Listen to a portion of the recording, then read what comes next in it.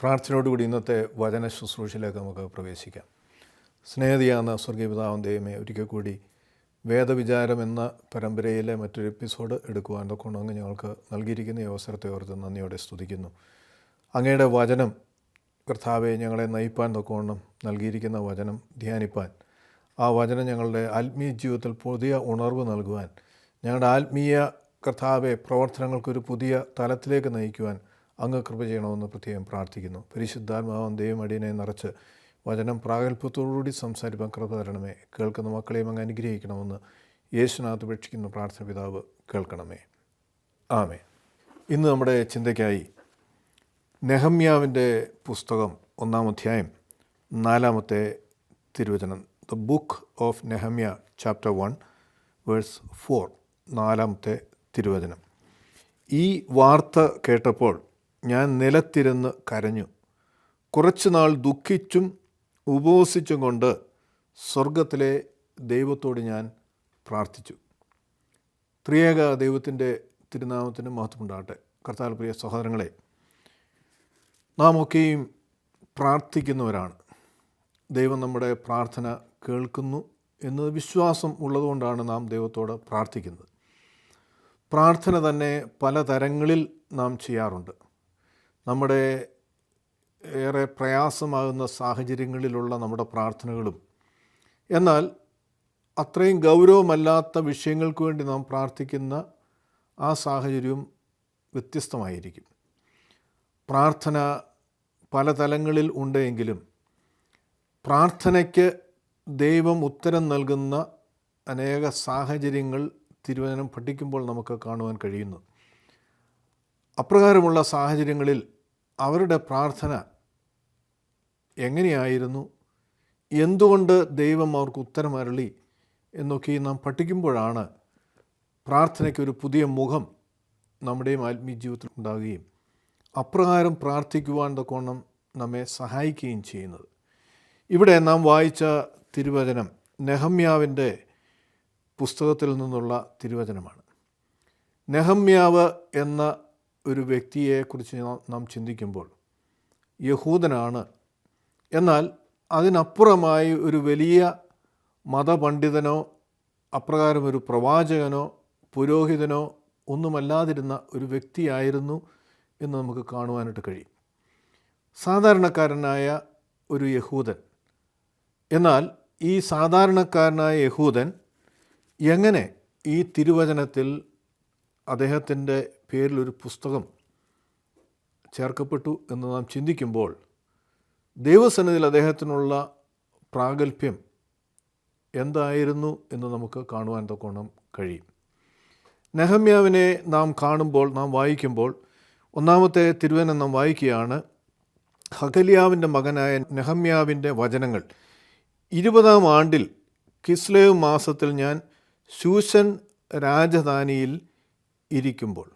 അപ്പോൾ പ്രവാസത്തിലേക്ക് കൊണ്ടുപോയ യഹൂദന്മാരിൽ ഒരുവനാണ് നെഹമ്യാവ്. ശൂശൻ രാജധാനി, രാജാവിൻ്റെ രാജമന്ദിരത്തിൽ ആയിരിക്കുന്ന സാഹചര്യത്തിൽ എന്ന് നാം അവിടെ വായിക്കുകയാണ്. എന്നിട്ട് നാം വായിക്കുന്നത്, എൻ്റെ സഹോദരന്മാരിൽ ഒരുവനായ ഹനാനിയും യഹൂദയിൽ നിന്നുള്ള ചില പുരുഷന്മാരും എൻ്റെ അടുക്കൽ വന്നു. ഞാൻ അവരോട് പ്രവാസത്തിൽ നിന്ന് രക്ഷപ്പെട്ട യഹൂദന്മാരെക്കുറിച്ചും യെരുശലേമിനെക്കുറിച്ചും ചോദിച്ചു. അപ്പോൾ യെരുശലേം ദേവാലയം ചുട്ടുകരിച്ച് അവിടെയുള്ള നല്ല ശതമാനം ആളുകളെയും പ്രവാസികളായി കൊണ്ടുപോകുന്നതായിട്ട് തിരുവചനം പഠിക്കുമ്പോൾ നമുക്ക് കാണുവാൻ തക്കോണം കഴിയും. ബാബിലോൺ പ്രവാസത്തിലേക്ക് പോകുന്ന സാഹചര്യം. എന്നാൽ ഈ പ്രവാസത്തിലേക്ക് പോകാതെ ചിലർ യെരുശലേമിൽ അവശേഷിക്കുകയാണ്. അപ്പോൾ അവിടെ നിന്ന് കടന്നു വന്ന ചില വ്യക്തികൾ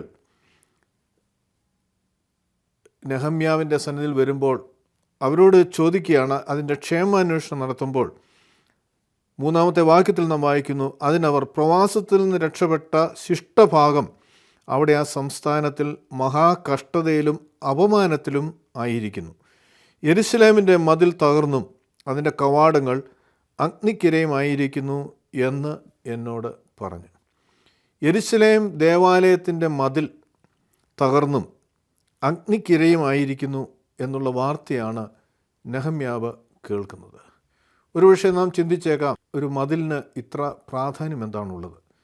യെരുശലേം ദേവാലയത്തിന് ചുറ്റും അതിശക്തമായ കോട്ട പോലെ പണിതിരിക്കുന്ന മതിൽ, അതിൻ്റെ അവശിഷ്ടങ്ങൾ ഇന്നും നമുക്ക് കാണുവാൻ കഴിയും. ഇന്നും ആ ദേവാലയം ഇല്ലെങ്കിൽ പോലും അതിന് ചുറ്റുമുള്ള അതിശക്തമാകുന്ന മതിലുകളും ആ മതിലുകളിൽ കൂടെ അകത്തേക്ക് കടന്നു പോകുന്ന പല കവാടങ്ങളും നമുക്ക് വളരെ ടൺ കണക്കിന് ഭാരമുള്ള കല്ലുകൾ കൊണ്ട് നിർമ്മിക്കപ്പെട്ട മതിലുകൾ ഇന്നും നമുക്ക് കാണുവാൻ തക്കോണം കഴിയും. അപ്പോൾ യെരുശലേം ദേവാലയത്തെ സംരക്ഷിക്കുവാൻ തക്കോണം, അവിടേക്ക് ശത്രുക്കൾ കടന്നു വരാതിരിക്കുവാൻ തക്കോണം കാവൽ പോലെ ആ മതിലുകൾ സ്ഥാപിക്കപ്പെട്ടിരിക്കുകയാണ്.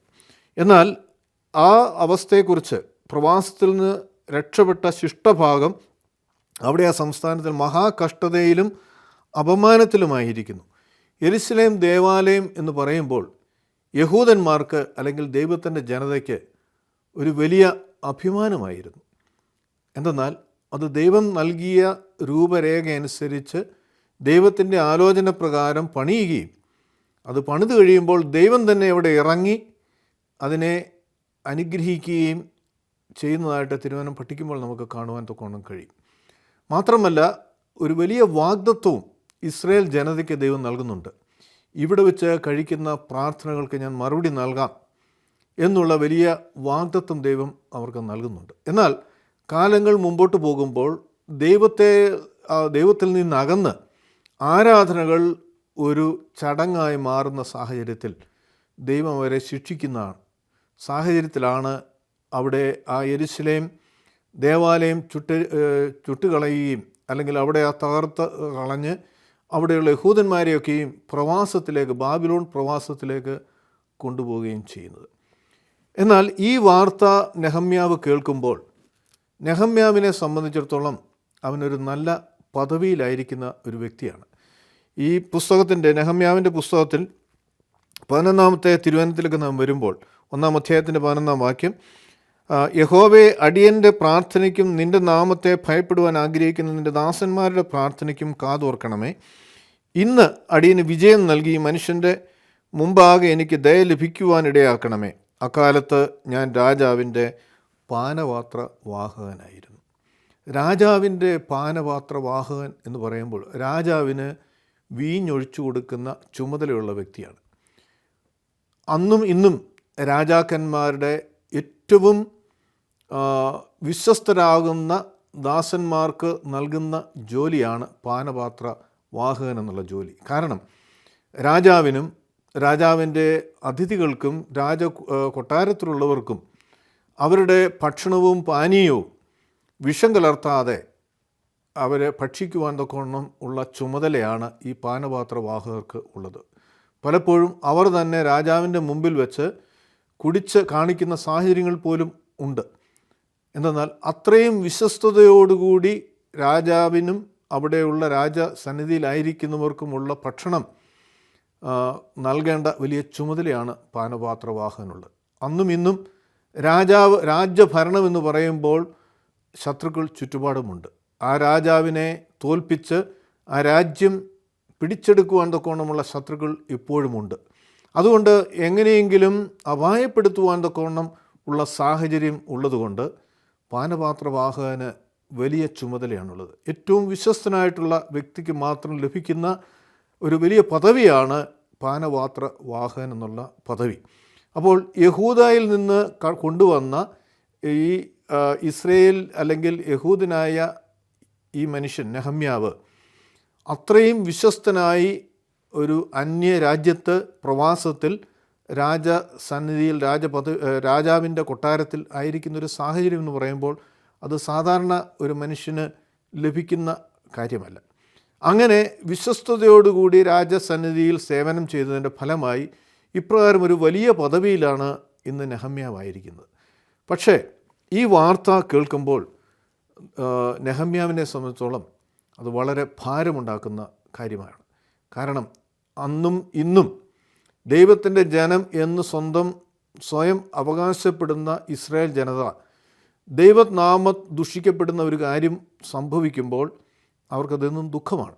അപ്പോൾ ദൈവം തന്നെ നൽകി ആലോചന നൽകി രൂപകൽപ്പന നൽകിയ ദേവാലയം നശിപ്പിക്കപ്പെട്ട് കഴിയുമ്പോൾ അതേറെ ദുഃഖവും അപമാനവും എന്നാണ് നമ്മുടെ വായിക്കുന്നത്. മറ്റ് ജാതികളുടെ ഇടയിൽ ഇവർ ആരാധിച്ചിരിക്കുന്ന ദൈവത്തിന് വരെ രക്ഷിക്കുവാൻ കഴിഞ്ഞില്ലല്ലോ എന്നുള്ള ഒരവസ്ഥ എന്ന് പറയുമ്പോൾ ഒരു വലിയ അപമാനം ആയിരിക്കുന്ന ഒരു സാഹചര്യം ആണ് നമ്മുടെ കേൾക്കുന്നത്.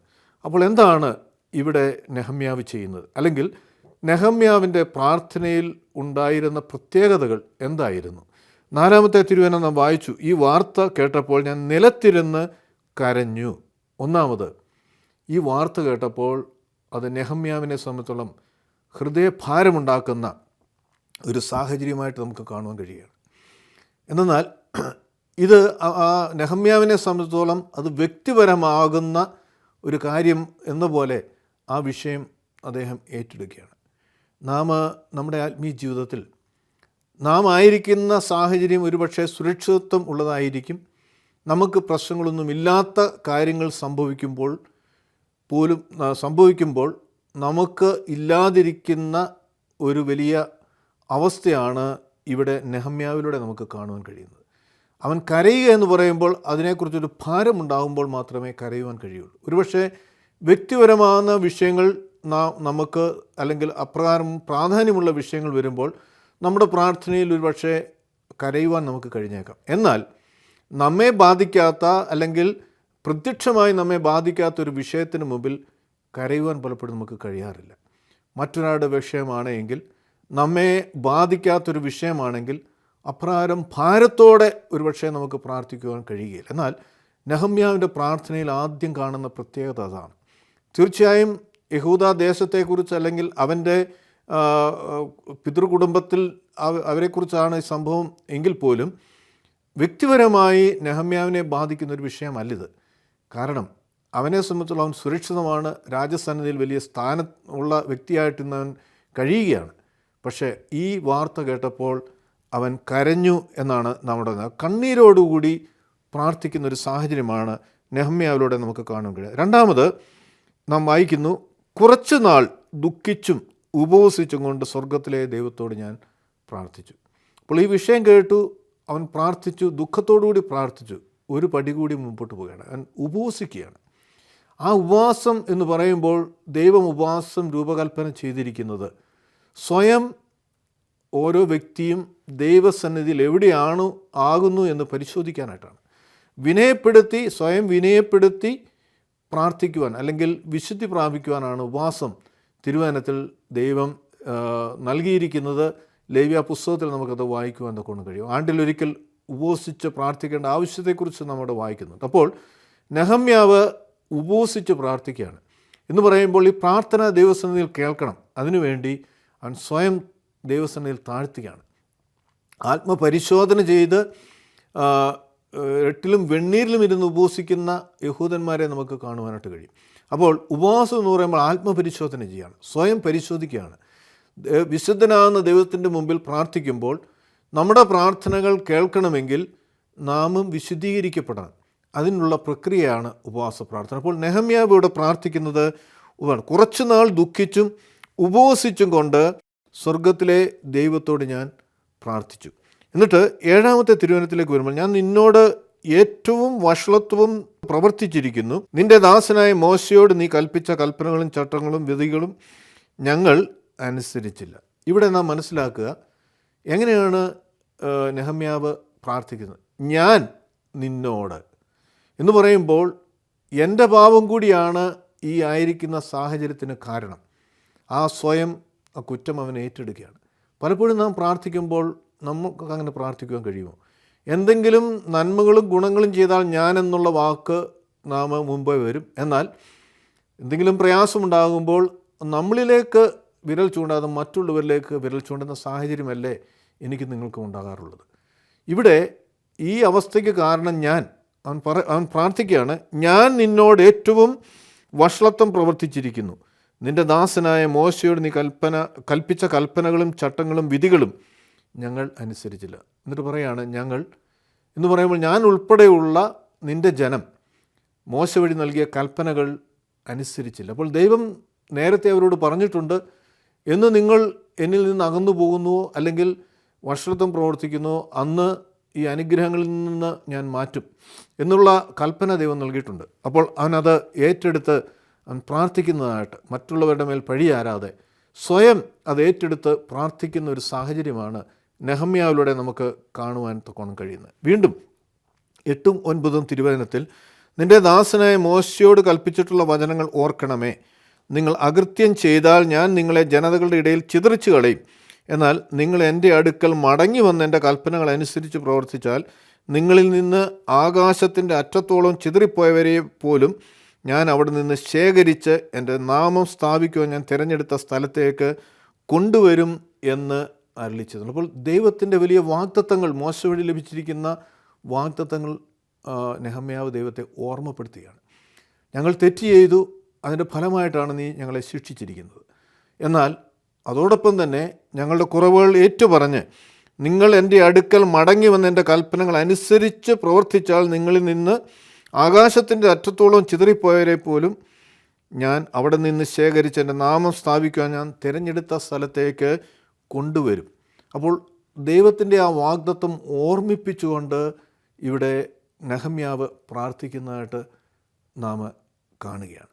അപ്പോൾ നമ്മുടെയൊക്കെയും ജീവിതത്തിൽ പ്രയാസങ്ങളും പ്രശ്നങ്ങളും കടന്നു വരുമ്പോൾ ദൈവത്തെ നാം പഴിയൊല്ലാറുണ്ട്. എന്തുകൊണ്ടാണ് ദൈവം ഇത് ചെയ്തത്, അല്ലെങ്കിൽ എന്തുകൊണ്ടാണ് എനിക്കിത് സംഭവിച്ചിരിക്കുന്നത്, ദൈവമുണ്ടോ എന്നൊക്കെയുള്ള ചോദ്യങ്ങൾ ഒരുപക്ഷെ ഉയരാം. എന്നാൽ ദൈവം നീതിമാനാണ്, ദൈവം വിശ്വസ്തനാണ്.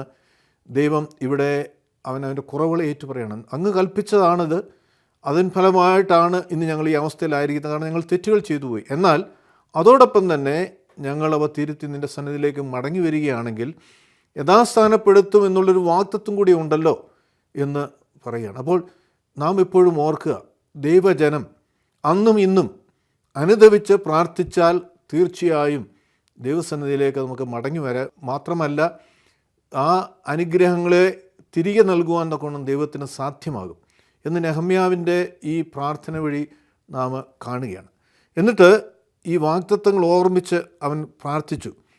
തുടർന്ന് 2ാമത്തെ അധ്യായത്തിലേക്ക് നാം വരുമ്പോൾ 1 മുതലുള്ള തിരുവചനം, അർത്ഥഹർഷ രാജാവിൻ്റെ വാഴ്ചയുടെ 20-ാം ആണ്ടിൽ നിസാൻ മാസത്തിൽ ഞാൻ ഒരിക്കൽ രാജാവിൻ്റെ മുമ്പാകെ ഇരുന്ന് വീഞ്ഞ് രാജാവിന് പകർന്നു കൊടുത്തു. ഞാൻ ഇതിനു മുമ്പ് ഒരിക്കലും അവൻ്റെ സന്നിധിയിൽ ദുഃഖിതനായിരുന്നിട്ടില്ല. അപ്പോൾ വളരെ വിശ്വസ്തനായിരുന്ന ഈ നെഹമ്യാവിനെ സംബന്ധിച്ചുള്ള ഇതേറെ ദുഃഖമായി തീർന്നു. അടുത്ത വചനം വായിക്കണ്ട. രാജാവ് എന്നോട്, നിൻ്റെ മുഖം വാടിയിരിക്കുന്നത് എന്ത്? നിനക്ക് രോഗമൊന്നും ഇല്ലല്ലോ, ഇത് മനോദുഃഖമല്ലാതെ മറ്റൊന്നുമില്ല എന്ന് പറഞ്ഞു. അപ്പോൾ ഞാൻ വളരെയധികം ഭയപ്പെട്ടു. രാജാവിനോട് ചോദിക്കണം, നിൻ്റെ മുഖം വാടിയിരിക്കുന്നത് എന്താണ്? അപ്പോൾ അവൻ്റെ ഹൃദയത്തിൻ്റെ ഭാരം അവൻ്റെ മുഖത്തൂടെ പ്രകടമാകുകയാണ്. അപ്പോൾ രാജാവ് ചോദിക്കുക, എന്താണ് ഇതിൻ്റെ കാരണം? നീ രോഗിയൊന്നുമല്ല, നിനക്ക് രോഗമൊന്നുമില്ലല്ലോ, എന്താണ് ഇതിന് കാരണം? അപ്പോൾ അവൻ ഭയപ്പെടുകയാണ്. കാരണം ഇവന് യഹൂദനാണ്, രാജാവ് വിജാതീയനായ ഒരു വ്യക്തിയുമാണ്.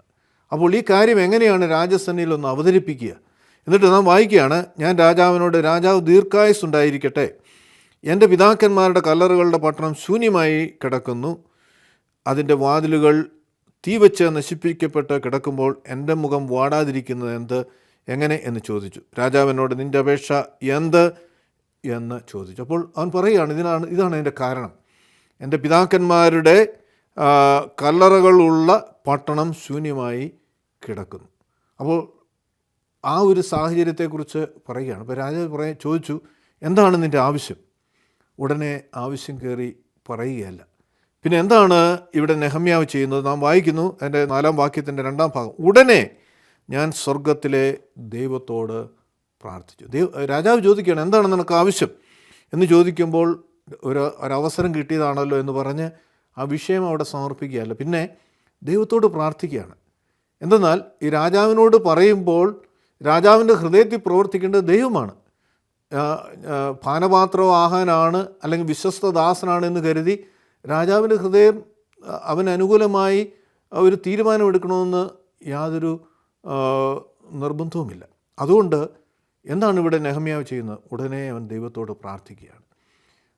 പ്രാർത്ഥനയുടെ ഒരു വലിയ മാതൃകയാണ് ഇവിടെ നമുക്ക് കാണുവാൻ തക്കോണം കഴിയുന്നത്. അനുകൂലമാകുന്ന സാഹചര്യങ്ങളിൽ ദൈവം അതിനെ നമുക്ക് വേണ്ടി അനുയോജ്യമാക്കി തീർക്കുവാൻ തക്കോണമുള്ള പ്രാർത്ഥനകൾ നമ്മുടെ ഓരോ അവസരങ്ങളിലും ഉണ്ടാകണമെന്ന് ഇവിടെ നെഹമ്യാവിലൂടെ നമുക്ക് കാണുവാൻ തക്കോണം കഴിയുകയാണ്. എന്നിട്ട് രാജാവിനോട് നിൻ്റെ അപേക്ഷ എന്ത് എന്ന് ചോദിച്ചു. ഉടനെ ഞാൻ സ്വർഗത്തിലെ ദൈവത്തോട് പ്രാർത്ഥിച്ചു. പിന്നെ ഞാൻ രാജാവിനോട്, രാജാവിന് തിരുമുള്ളമുണ്ടായി അടിയന് തിരുമുമ്പിൽ ദയ ലഭിച്ചുവെങ്കിൽ അടിയനെ യഹൂദായിൽ എൻ്റെ പിതാക്കന്മാരെ കല്ലറകളിലുള്ള പട്ടണത്തിലേക്ക് അത് പണിയേണ്ടതിന് അയക്കണമേ എന്നുണർത്തിച്ചു. അപ്പോൾ നെഹമ്യാവിനെ സംബന്ധിച്ചിടത്തോളം യാതൊരു അനുഭവ പരിചയമില്ലാത്തൊരു, മതിൽ പണിയുവാനുള്ള ഒരു പരിചയമില്ലാത്ത, അതിന് യാതൊരു കഴിവുമില്ലാത്തൊരു വ്യക്തിയാകാം ഒരു പക്ഷേ നെഹമ്യാവ്. പക്ഷേ അവൻ്റെ തീരുമാനം ഈ നഷ്ടപ്പെട്ട് അല്ലെങ്കിൽ നശിച്ചു കിടക്കുന്ന ഈ ദേവാലയത്തിൻ്റെ ചുറ്റുമുള്ള മതിലുകൾ പണിയണം എന്നുള്ള അവൻ്റെ ആഗ്രഹമാണ് രാജാവിനോട് ഇത് ചോദിക്കുവാൻ തക്കവണ്ണം കഴിയുന്നത് എന്ന് നമുക്ക് കാണുവാൻ തക്കവണ്ണം കഴിയും. 8-ാമത്തെ തിരുവചനത്തിൽ, ആലയത്തോട് ചേർന്ന കോട്ടവാതിലുകൾക്കും പട്ടണത്തിനും മതിലിനും ഞാൻ ചെന്ന് പാർക്കുവാനിരിക്കുന്ന വീടിനും വേണ്ടി ഉത്തരം മുതലായവ ഉണ്ടാക്കുവാൻ രാജാവിൻ്റെ വനവിചാരകനായ ആസാഫ് എനിക്ക് മരം തരേണ്ടതിന് അവനും ഒരു കത്ത് നൽകണമേ എന്ന് അപേക്ഷിച്ചു.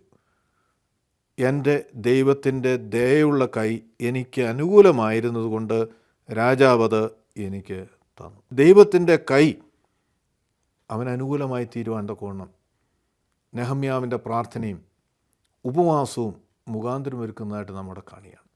കർത്താവിൽ പ്രിയ സഹോദരങ്ങളെ, പ്രാർത്ഥനകൾക്ക് ദൈവസന്നിധിയിൽ ഉള്ള പ്രാഗൽഭ്യവും ദൈവം എങ്ങനെയുള്ള പ്രാർത്ഥനകൾക്കാണ് മറുപടി നൽകുന്നതെന്നും ഈ തിരുവനന്തപുരത്തിലൂടെ നമുക്ക് കാണുവാൻ തുടങ്ങാൻ കഴിയും. പ്രത്യേകിച്ച് ദൈവസംബന്ധമായ വിഷയങ്ങൾക്ക് വേണ്ടി നാം പ്രാർത്ഥിക്കുമ്പോൾ അത് ദൈവത്തിന് നമ്മുടെ വിശ്വസ്തതയും അതിലുള്ള പരമാർത്ഥതയും ദൈവം ഉരച്ചു നോക്കി അപ്രകാരം ആഗ്രഹിക്കുന്ന ഓരോ വ്യക്തിയുടെയും ആവശ്യങ്ങളുടെ മേൽ പ്രവർത്തിക്കുമെന്ന് ഇവിടെ നമുക്ക് കാണുവാൻ തൊക്കെ കഴിയണം. കാരണം യെരുശലേം എന്ന് പറയുന്നത് ദൈവത്തിൻ്റെ പ്രമോദമാണ്.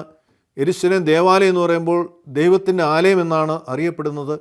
അപ്പോൾ അതിൻ്റെ അവസ്ഥയെക്കുറിച്ച്, അതിൻ്റെ ചുറ്റുമുള്ള മതിലുകളുടെ അവസ്ഥ തീർച്ചയായിട്ടും ദൈവത്തിനും ദുഃഖമാണ്. അപ്പോൾ അത് പണിയുവാൻ ഒരു വ്യക്തി എഴുന്നേൽക്കുമ്പോൾ അവനെ സഹായിക്കേണ്ടത് ദൈവത്തിൻ്റെ ആവശ്യമായിട്ട് മാറുകയാണ്. ഇന്ന് നാമൊക്കെയും ആയിരിക്കുന്ന സഭകളിലും സമൂഹങ്ങളിലൊക്കെയും ദൈവനാമം ദുഷിക്കപ്പെടുന്ന സാഹചര്യങ്ങൾ ഉണ്ടാകുമ്പോൾ നാം എങ്ങനെയാണ് പ്രതികരിക്കാറുള്ളത്? ആ ഒരു വ്യക്തി അല്ലെങ്കിൽ ആ അച്ഛൻ അല്ലെങ്കിൽ ആ വ്യക്തി ചെയ്തു എന്ന് പറഞ്ഞതിനെ കൊട്ടിഘോഷിക്കുകയാണോ? എന്നാൽ ആ അവസ്ഥയിലും ദൈവജനതയ്ക്ക് വേണ്ടി ആ അവസ്ഥയെക്കുറിച്ച് ഓർത്ത് ദൈവത്തോട് വിലപിക്കുവാനും കരയുവാനും ഉപവസിക്കുവാനും പ്രാർത്ഥിക്കുവാനും നമുക്ക് കഴിയാറുണ്ടോ എന്ന് നാം പരിശോധിക്കുക. മറ്റുള്ളവരെ പഴിചാരുവാനും മറ്റുള്ളവരുടെ മേൽ കുറ്റം ചുമത്തുവാനും ഏറ്റവും എളുപ്പമുള്ള കാര്യമാണ്. എന്നാൽ അപ്രകാരം ഒരു സാഹചര്യം വരുമ്പോൾ ദൈവജനതയാണ് അല്ലെങ്കിൽ ആ ജനതയിലൂടെ ദൈവത്തിൻ്റെ നാമമാണ് ദുഷിക്കപ്പെടുന്നത് എന്ന് ഓർക്കുവാനും ആ വിഷയത്തിൻ്റെ മേൽ ദൈവസന്നിധിയിൽ പ്രാർത്ഥിക്കുവാനും നമുക്ക് കഴിയുമ്പോഴാണ് ദൈവം അവിടെ പ്രവർത്തിച്ച് അനുകൂലമാകുന്ന സാഹചര്യങ്ങൾ നമുക്ക് വേണ്ടി ഒരുക്കുന്നത് എന്ന് നമുക്ക് കാണുവാനായിട്ട് കഴിയും. അതിനുശേഷം നെഹമ്യാവ് മതിൽ പണിയുവാൻ തൊക്കെ കടന്നു പോകുന്നതായിട്ട് നാം കാണുകയാണ്. രാത്രിയിൽ അവൻ ആരും അറിയാതെ ആ മതിലിൻ്റെ അവസ്ഥയെ മനസ്സിലാക്കുവാൻ തൊക്കവണ്ണം അവൻ ഏകനായിട്ട് കടന്നു പോകുന്നതായിട്ട് നാം കാണുന്നുണ്ട്. എന്നിട്ട് 2-ാം അധ്യായത്തിൻ്റെ 18-ാം വാക്യത്തിലേക്ക് നാം വരുമ്പോൾ നാം വായിക്കുന്നു, എൻ്റെ ദൈവത്തിൻ്റെ കൈ എനിക്ക് അനുകൂലമായിരുന്നതും രാജാവ് എന്നോട് കൽപ്പിച്ച വാക്കുകൾ ഞാൻ അറിയിച്ചപ്പോൾ അവർ നമുക്ക് എഴുന്നേറ്റ് പണിയാമെന്ന് പറഞ്ഞു. അങ്ങനെ അവർ ആ നല്ല വേലയ്ക്കായി അന്യോന്യം ധൈര്യപ്പെടുത്തി. ഒരു വ്യക്തിക്ക് മാത്രം ഇത് ചെയ്യുവാൻ സാധ്യമല്ല. ആ വ്യക്തിയോടൊപ്പം പ്രവർത്തിക്കുവാൻ ചിലർ ആവശ്യമായിരിക്കുന്നു.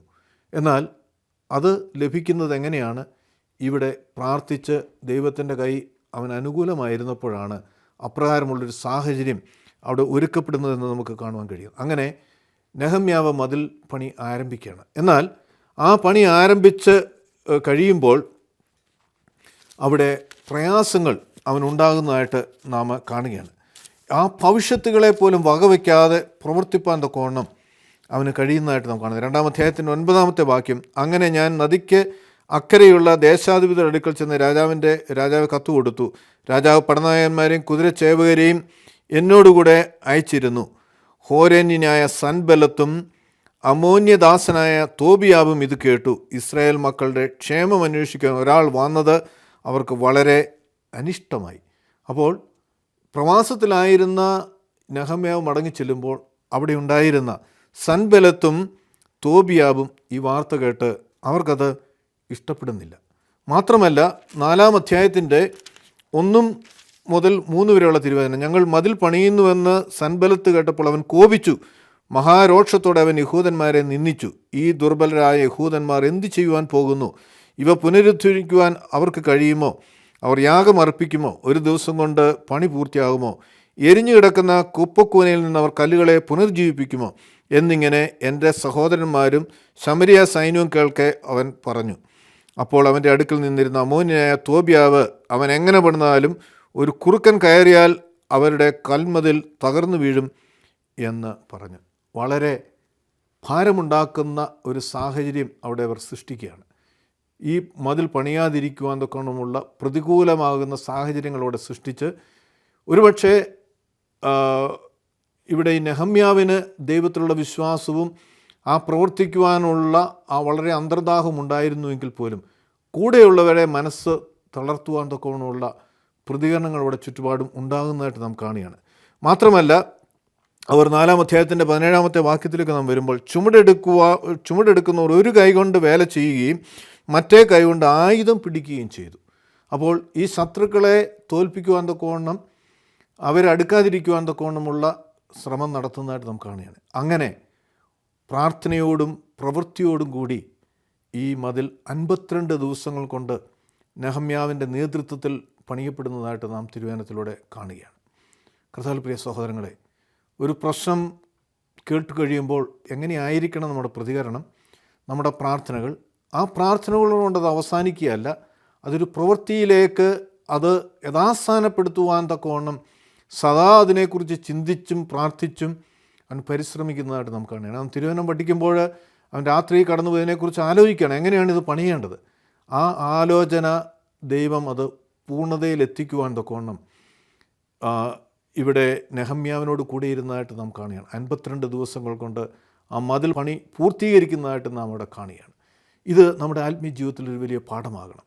പ്രശ്നങ്ങളുടെ മുഖത്ത്, പ്രതിസന്ധികളുടെ മുഖത്ത് മറ്റുള്ളവരെ പഴിയാരാതെ സ്വയം കുറവുകളെ ഏറ്റുപറഞ്ഞുകൊണ്ട് ജനത്തിനു വേണ്ടി, ദൈവനാമ മഹത്വത്തിനു വേണ്ടി നാം ഓരോരും എടുക്കുന്ന തീരുമാനം ദൈവത്തിന് വലിയ പ്രാഗൽഭ്യമാണ്. നെഹമ്യാവിന് എങ്ങനെ തിരുവചനത്തിൽ സ്ഥാനം പ്രാപിക്കുവാൻ കഴിഞ്ഞുവോ അപ്രകാരം ദൈവസന്നിധിയിൽ നമുക്കും പ്രാഗൽഭ്യം ഉണ്ടാകുവാൻ തക്കവണ്ണമുള്ള പ്രാർത്ഥനയും പ്രവർത്തനവും എന്നിലും നിങ്ങളിലും ഉണ്ടാകട്ടെ. അതിനായിട്ട് ദൈവം നമ്മെ അനുഗ്രഹിക്കട്ടെ.